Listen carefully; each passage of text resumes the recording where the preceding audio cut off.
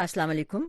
Voice of America Washington की Urdu service से programme जहां डॉक्टर ज़ुमरत, आप समझती हैं कि जमाल खशोगी के कत्ल के इस फैसले से आलमी बिरादरी को मुतमईन करना मुमकिन हो सकेगा? क्योंकि आपको याद होगा कि इसके बाद बहुत सारे मुख्तलिफ तहफ़्फ़ुज़ात का इजहार किया गया था मुख्तलिफ इदारों की तरफ से, मुख्तलिफ मुल्कों की तरफ से। देखिए, मुझे तो लगता है कि इस वक्त सऊदी अरब का यही जो फैसला है, इससे फेस सेविंग की ज्यादा एलिमेंट्स नजर आ रहे हैं। आप ये देखें ना, जिनको इन्होंने कन्विक्ट किया उसकी तो बात आप छोड़ें, जिनको कन्विक्ट नहीं किया या जिनको छोड़ दिया वो मेन प्लॉटर्स थे।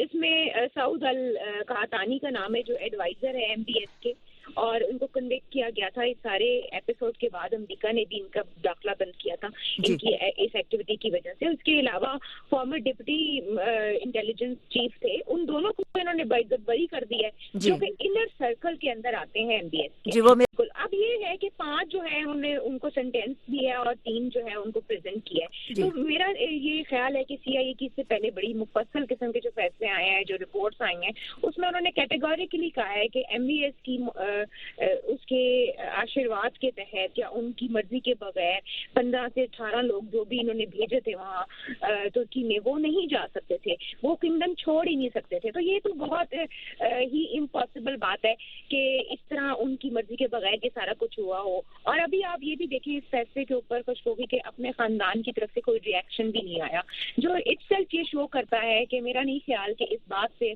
वो मुत्तफिक करते हैं कि जिन लोगों को उन्होंने इसमें सजाएं दी हैं वो जस्टिफाइड हैं।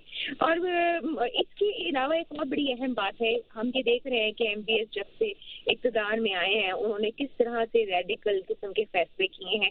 ये एक अलग बात है, अपने इस किस्म के मिस एडवेंचर्स को उन्होंने इस तरह से कवर करने की कोशिश की कि उन्होंने सोसाइटल चेंजेस करना शुरू कर दिए।